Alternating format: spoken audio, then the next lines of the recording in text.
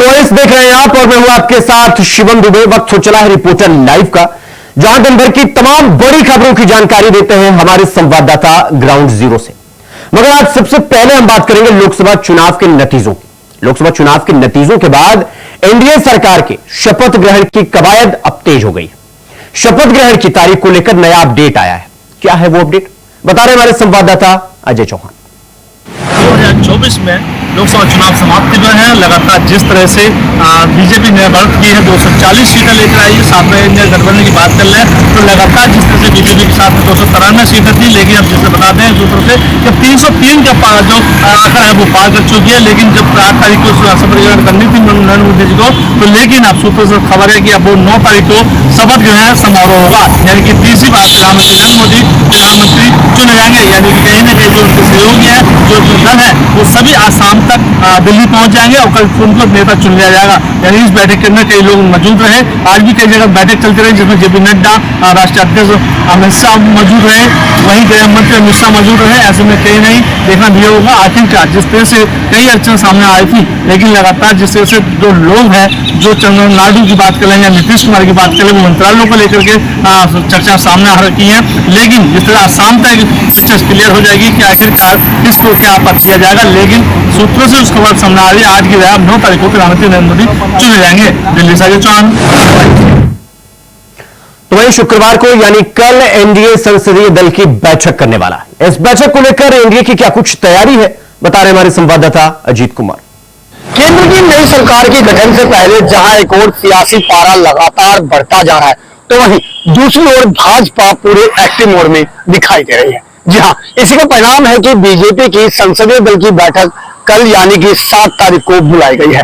इस संसदीय दल की बैठक में बीजेपी शासित प्रदेशों के तमाम सीएम और डिप्टी सीएम को भी विशेष तौर पर बुलाया गया है। और इतना ही नहीं, यूपी के जीते सभी सांसदों को भी ये इस संसदीय दल की बैठक में बुलाया गया है। निश्चित तौर पर कहा जा सकता है कि जिस तरीके से कल यानी 7 तारीख को एनडीए घटक दल द्वारा नई सरकार बनाने का दावा पेश किया जाएगा, उससे पहले संसदीय दल की बैठक में भाजपा विभिन्न मुद्दों पर बातचीत कर सकती है। हालांकि देखना होगा कि विशेष मुद्दा क्या रहने वाला है। लेकिन इन तमाम मुद्दों के बीच में नई सरकार के गठन को लेकर के जो बैठक है वो काफी अहम मानी जा रही है। Ajit Kumar, India Voice, Delhi. तो वहीं एनडीए में जेडीयू और टीडीपी बड़े मंत्रालय पाने के लिए पूरी ताकत झोंक रही है। इस खबर पर ज्यादा जानकारी दे रहे हैं, विस्तार पूर्वक जानकारी दे रहे हैं हमारे संवाददाता अजीत कुमार।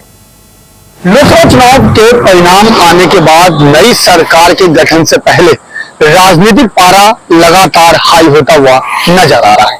जी हाँ, भले ही एनडीए गठबंधन में संसदीय दल का नेता प्रधानमंत्री नरेंद्र मोदी को चुन लिया गया हो, लेकिन मंत्रालय के बंटवारे को लेकर के अभी भी पूरी तरीके से बात बनती हुई नजर नहीं आ रही है। शायद इसी का परिणाम है कि एनडीए घटक में महत्वपूर्ण भूमिका निभाने वाली टीडीपी और जेडीयू इस समय मुख्य मंत्रालय की मांग कर रही है। और जिस तरीके से खबर सामने आ रही है कि गृह मंत्रालय और वित्त मंत्रालय की विशेष मांग जो है वो की जा रही है। हालांकि अभी तक इसमें ये साफ नहीं हो पाया है कि बीजेपी की तरफ से वो मंत्रालय देने की बात हुई है या नहीं, लेकिन ये निश्चित तौर पर कहा जा सकता है कि जिस तरीके से अहम मंत्रालय जेडीयू और टीडीपी द्वारा मांग की जा रही है, वो कहीं ना कहीं एनडीए घटक के लिए एक बहुत बड़ी समस्या भी जरूर खड़ी कर सकता है। फिलहाल बता दें कि जिस तरीके से सूत्रों से खबर सामने आई है कि 7 तारीख को प्रधानमंत्री नरेंद्र मोदी एनडीए घटक दल के साथ सरकार बनाने का दावा पेश करेंगे और उसके बाद ही देखना होगा कि किस तरीके से नई सरकार का गठन होता है। लेकिन उससे पहले दिल्ली में सियासी पारा काफी गहमा गया है। Ajit Kumar, India Voice, Delhi. लोकसभा चुनाव 2024 परिणाम के बाद समाजवादी पार्टी के अध्यक्ष अखिलेश यादव, बीएसपी सुप्रीमो मायावती और कैबिनेट मंत्री ओपी राजभर पर बड़ा हमला बोला है। इस खबर पर ज्यादा जानकारी दे रहे हैं हमारे संवाददाता आसिफ बेग। लोकसभा 2024 के इलेक्शन में समाजवादी पार्टी बड़े दल के रूप में खड़ी है। समाजवादी पार्टी ने कई ऐसे बड़बोले मंत्रियों के अहंकार को चकनाचूर किया है जो आए दिन सपा पर बड़े हमले बोलने से बाज नहीं आ रहे थे।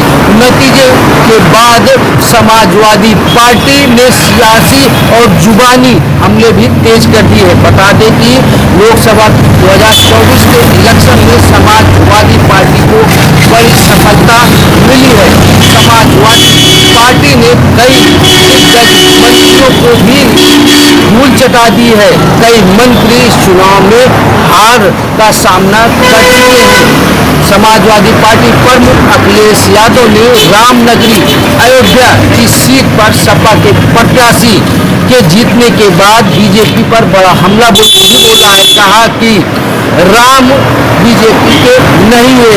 सपा प्रमुख अखिलेश यादव ने कहा कि जिस तरह से बीजेपी ने अत्याचार कर रखा था, यही वजह है कि रामनगरी अयोध्या के लोगों ने बीजेपी का साथ नहीं दिया। वहीं दूसरी तरफ अगर बात करें से समाजवादी पार्टी के सांसद बने राजीव राय ने बसपा प्रमुख मायावती और कैबिनेट मंत्री ओम प्रकाश राजभर पर बड़ा हमला बोला है। राजीव राय ने कहा कि जिस तरह से मायावती मुस्लिमों का सौदा कर रही थी, उन्हें जनता ने सबक सिखा दिया है। राजीव राय ने यह भी कहा है कि मायावती बीजेपी की बी टीम है। वहीं दूसरी तरफ अगर बात करें ओम प्रकाश राजभर की, तो ओम प्रकाश राजभर के कई बड़बोले बयान चुनावी जनसभाओं में आ चुके थे। ओम प्रकाश राजभर लगातार सपा प्रमुख अखिलेश यादव पर निशाना साधने से नहीं बाज आ रहे थे, लेकिन राजीव राय ने ओम प्रकाश राजभर के बेटे अरविंद राजभर को चुनाव में धूल चटा दी। कई ऐसे बड़बोले मंत्री हैं, या यूं कहा जाए कि कैबिनेट मंत्री संजय निषाद के बेटे को भी पप्पू निषाद ने संत कबीर नगर से चुनावी शिकस्त दे दी है। फिलहाल जिस तरह से अब सफलता मिलने के बाद समाजवादी पार्टी पूरी तरह से आक्रामक हो गई है, चाहे बसपा प्रमुख मायावती हो या फिर बीजेपी के नेता या फिर बीजेपी के मंत्री। ऐसे में अब सियासी हलचल भी तेज हो रही है।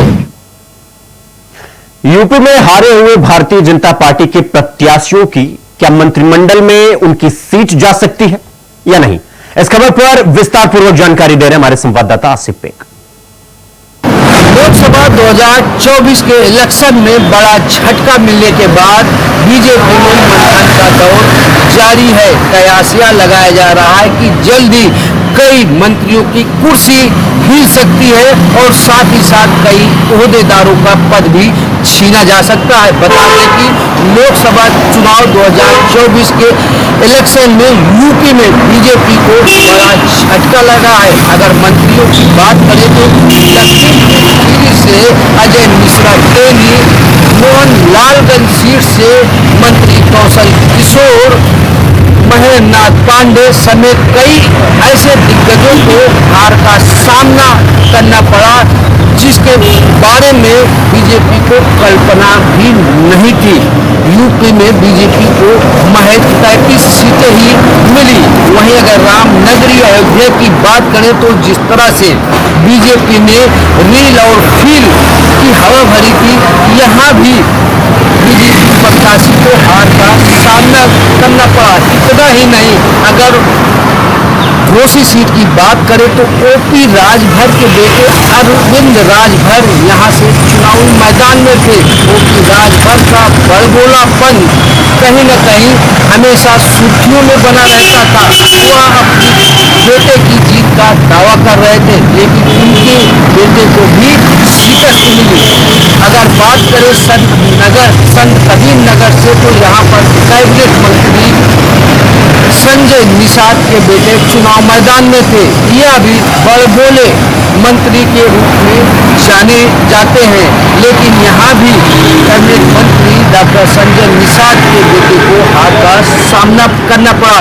केंद्रीय मंत्री स्मृति ईरानी की बात करें तो अमेठी में उन्हें राहुल गांधी के करीबी ने मात दे दी।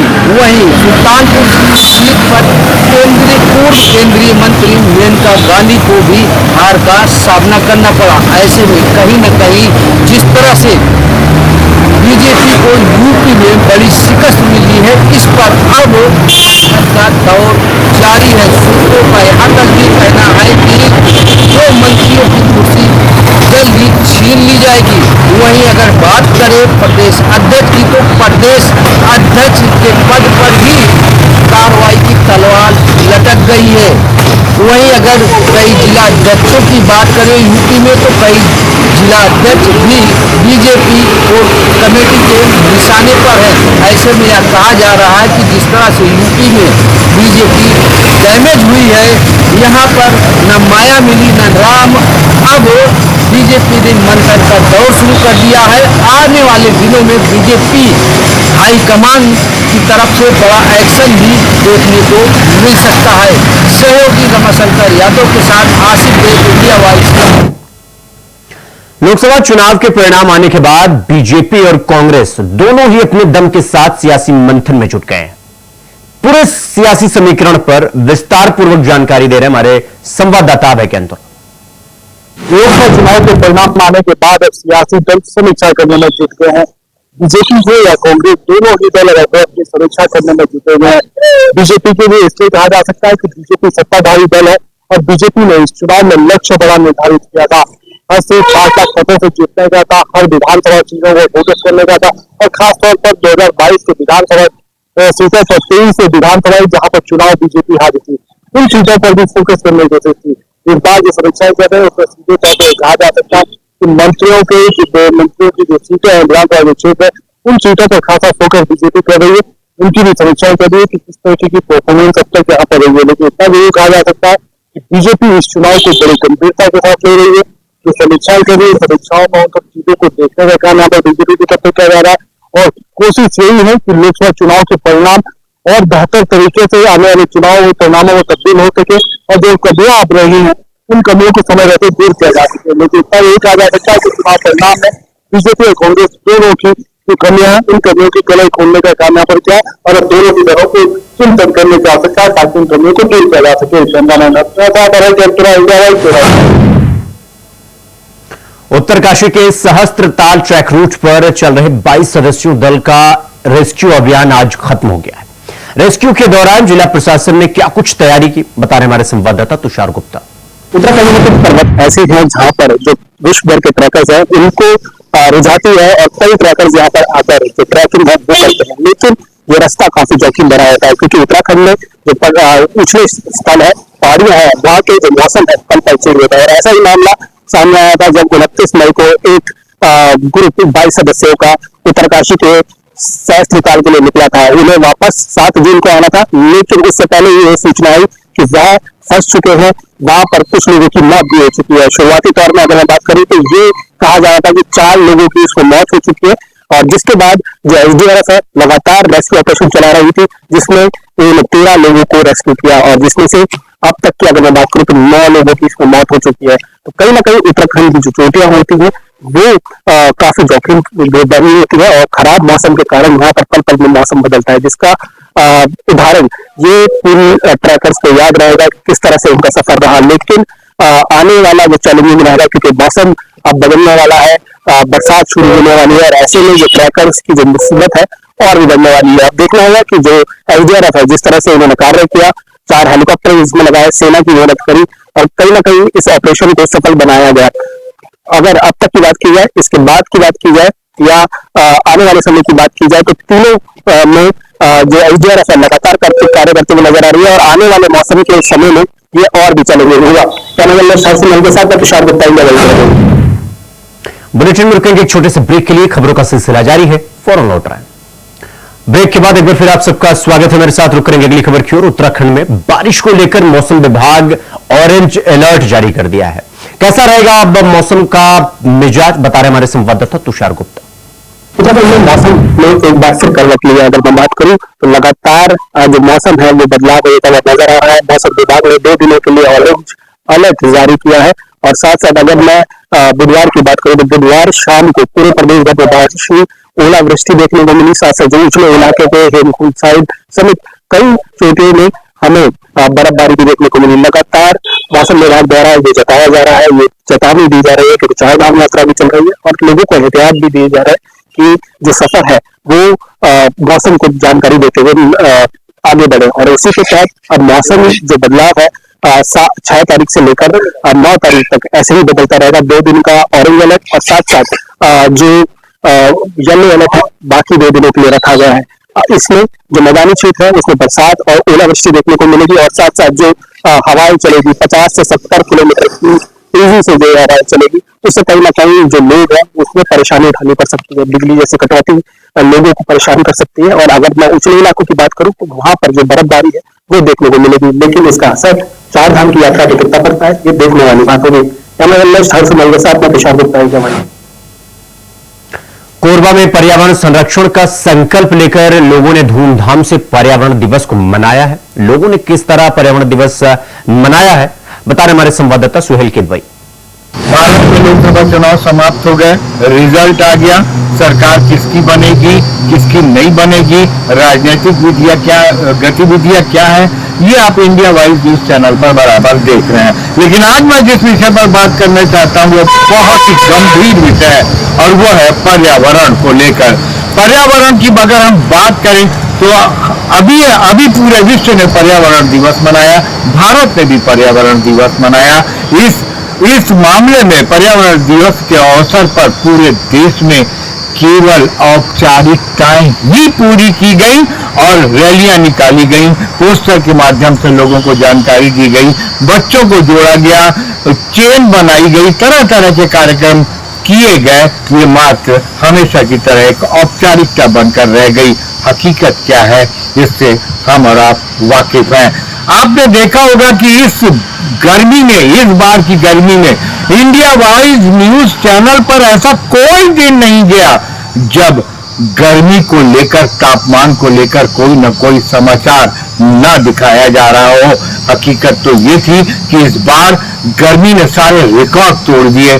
तापमान जो पारा था, जो गर्मी की शिद्दत थी 47 सेल्सियस डिग्री, 48, कहीं 50, यहाँ तक कि कहीं कहीं 51 डिग्री सेल्सियस तक रिकॉर्ड दर्ज किया गया। ये छोटी मोटी बात नहीं है। आपको बता दूं कि अगर पारा 53 डिग्री तक पहुंच जाए तो इंसानों की मौत जिस कदर होगी उसकी शायद आप कल्पना भी नहीं कर सकते। इंसान के साथ साथ जानवरों ने भी इस हीट वेव, इस गर्मी को भुगता है। मैं अगर कोरबा की बात करूं तो 2 तेंदुओं की मौत हीट वेव के कारण। वहीं गाजियाबाद के वसुंधरा इलाके में गुरुवार सुबह एक फ्लैट में आग लग गई। कैसे लगी आग बता रहे हमारे संवाददाता प्रवीण कुमार। भड़कती गर्मी के बीच में घरों और फैक्ट्रियों के अंदर लगे एसीओ में ब्लास्ट होने से आजकल उनमें आग लगने की घटना सामने आ रही है। ऐसा ही एक मामला गाजियाबाद के वसुंधरा सेक्टर 1 के 2 मंजिला मकान के अंदर एक सुबह 5:30 बजे एसी में ब्लास्ट होने के बाद मकान में आग लग गई, जिसके बाद वहां अफरा तफरी का माहौल मच गया। जब एसी में ब्लास्ट होने के बाद आग लगी उस समय जो परिवार था वह उस मकान में मौजूद था और सोया हुआ था। ब्लास्ट के बाद वहां अफरा तफरी का माहौल मच गया और परिवार अपने उस फ्लैट से निकलकर बाहर खड़ा हो गया। देखते ही देखते आग ने पूरे फ्लैट को अपनी लपटों में ले लिया था, जिस वजह से वहां में फ्लैट में रखे लाखों का सामान जलकर राख हो गया। परिवार के सदस्यों ने फायर ब्रिगेड अधिकारियों को फोन किया, जो मौके पर पहुंचकर उनकी 2 दमकल कर्मियों की जो 2 गाड़ी थी वो मौके पर पहुंची और आग पर काबू पाया। आपको बता दें इस अग्निकांड में जो है घर में रखा हुआ सामान जलकर राख हो गया और इसके साथ साथ जो सामान बाकी था वो गर्मी की तपिश से पिघल कर वहां से खराब हो गया। वहीं लोगों का कहना यह है कि जब ये ब्लास्ट हुआ तो हम समझ नहीं पाए, जब बाहर निकलकर देखा तो घर में आग लगी हुई थी। लेकिन लखनऊ में एक पार्क में 2 युवक बैठकर देशी बम बना रहे थे। इस खबर पर विस्तार पूर्वक जानकारी दे रहे हमारे संवाददाता आसिफ बेग। राजधानी लखनऊ में सुतली बम बनाते समय बड़ा धमाका हो गया, जिसमें एक युवक गंभीर रूप से घायल हो गया। सूचना पर पहुंची पुलिस ने युवक को अस्पताल पहुंचाया, वहीं मौके से उसका साथी फरार होने में कामयाब रहा। बता दें कि पूरा मामला इंदिरा नगर क्षेत्र का है, जहां पर एक पार्क में दो युवक सुतली बम बना रहे थे। सुतली बम बनाते समय अचानक बम फट गया, जिससे दिव्यांशु द्विवेदी नाम का युवक घायल हो गया और इस घटना के बाद उसका साथी फरार हो गया। घायल अवस्था में पुलिस की मदद से युवक को अस्पताल पहुंचाया गया, जहां पर उसका उपचार जारी है। हालांकि इस मामले में डीसीपी नाथ का कहना है कि युवक पटाखा बना रहा था और इस मामले में युवक को गिरफ्तार भी कर लिया गया है और साथ ही साथ इंदिरा नगर थाने की पुलिस। टोंक जिले के जौला गांव के ग्रामीणों ने कलेक्टर को ज्ञापन सौंपा है। किस बात का है ये ज्ञापन, बता रहे हमारे संवाददाता कजोर गुर्जर। लगातार हो रही बिजली की अघोषित कटौती और पेयजल समस्याओं को लेकर गांव जोला के ग्रामीणों ने जिला कलेक्टर का दरवाजा खटखटाया है। दरअसल गांव में पिछले दिनों लगभग एक महीने से लो वोल्टेज आने के चलते लोगों की लगातार मुश्किलें बढ़ती जा रही है। वहीं लगातार हो रही अघोषित बिजली कटौती ने बुजुर्गों और बच्चों का जीना हराम कर दिया है। ग्रामीणों ने जिला कलेक्टर को ज्ञापन दिया है, जिसमें बताया गया है कि समस्याओं को लेकर कई बार अवगत करवाया, लेकिन आज दिन तक उनका निराकरण नहीं हुआ है। बात करें पेयजल की, तो पेयजल को लेकर भी उनको काफी परेशानी है, जिसको लेकर ग्रामीणों ने जिला कलेक्टर को ज्ञापन दिया है।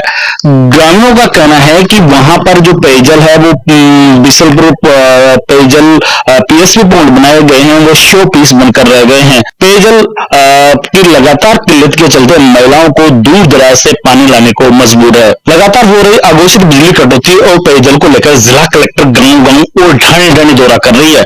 वहीं दौरा कर सख्त निर्देश दिए जा रहे हैं अधिकारियों की, लेकिन अधिकारियों की लापरवाही रुकने का नाम नहीं ले रही है, जिसकी बयानगी टोंक जिले के गांव जोला में देख सकते हैं। अब देखने वाली बात यह होगी कि अधिकारी किस तरीके से काम करेंगे और पेयजल और बिजली समस्याओं का जल्द निराकरण होगा। कजोड़ गुजर, इंडिया वॉइस, टोंक। तो वहीं बिजनौर जिले में गुरुवार को 3 अलग अलग जगह पर 3 लोगों की हत्या हुई। इन तीनों हत्याओं पर विस्तार पूर्वक जानकारी दे रहे हमारे संवाददाता जहीर अहमद। बिजनौर जिले में 3 अलग अलग जगह हत्याओं से इलाके में हड़कंप मचा हुआ है। पहला मामला बिजनौर के नहटौर थाना क्षेत्र का है, जहां चचेरे भाइयों ने एक तेरे भाई की जमीनी विवाद के चलते पीट कर हत्या कर दी। दूसरा मामला बिजनौर के अफजलगढ़ थाना क्षेत्र का है, जहां एक राशन डीलर की मुर्गी फार्म में उस वक्त गोली मारकर हत्या कर दी जब वह मुर्गी फार्म में गया हुआ था। बताया जा रहा है कि उसी के भांजों ने रंजिश के चलते इस घटना को अंजाम दिया है। तीसरा मामला बिजनौर के मनावर थाना क्षेत्र का है, जहां धर्मनगरी के रहने वाले एक युवक का शव पला मिला। बताया जा रहा है कि युवक की गला घोट करके हत्या की गई है। फिलहाल पुलिस ने तीनों शवों को अलग अलग कब्जे में लेकर पोस्टमार्टम के लिए भेज दिया है और तीनों ही केस में केस दर्ज कर आरोपियों के खिलाफ कार्रवाई में जुटी हुई है। बिजनौर से जहीर अहमद, इंडिया वॉइस। वहीं बलौदाबाजार में गुरुवार को उड़िया समाज ने वट सावित्री की पूजा की है। उड़िया समाज ने किस रीति रिवाज से की है पूजा, बता रहे हमारे संवाददाता प्रदीप माहेश्वरी। सावित्री का त्योहार महिलाओं ने मंदिर में जाकर बहुत अच्छे से मनाया और बहुत सारी अपनी जो महिलाओं की बहुत ही धार्मिक प्रवृत्ति की होती है, ये चाहती है कि हमारे घर में सुख संपत्ति समृद्धि रहे, पति की दीर्घायु की कामना करें, बच्चे हमारे बहुत ही अच्छे से रहें। ऐसे ही हम चाहते हैं कि बहुत सारी भक्त महिलाएं यहाँ पर खड़ी वट सावित्री की पूजा करने के बाद हम उपवास छोड़ेंगे। आज हम चाहते हैं कि आप लोग त्योहार करने में क्या क्या मांग के अपने ईश्वर से क्या नाम बताएंगे? हम पैसे नहीं सब बोलेंगे। हम अपने परिवार के लिए सुख परिवारी चाहते हैं, मतलब खुशी हो, स्वस्थ रहे, यही चाहते हैं। और क्या है दुनिया में, और क्या रखा है। और पूजा कैसे करते हैं आप लोग? जैसे सब ये फल फ्रूट सब ये है ना, ये लेके भगवान के पास पूजा करते हैं, चढ़ाते हैं, फूल वगैरह, डब्बा अगरबत्ती दिया सब चढ़ाने के बाद मतलब भगवान के पुस्तक रहता है पुराण में, तो पुराण को पढ़ते हैं। पढ़ने के बाद फिर उसके बाद में अपना जो भी हो भाव भोग भगवान को चढ़ाते हैं। जी आपने कैसे पूजा की? आप कैसे की? ऐसे ही करते हैं। जी आप लोग कैसे पूजा की? ऐसे पूजा की है। क्या मांगा? तो रिपोर्टर लाइन में फिलहाल अभी के लिए बस इतना ही। देश और दुनिया की तमाम खबरों को देखने के लिए देखते रहिए इंडिया वॉइस। नमस्कार।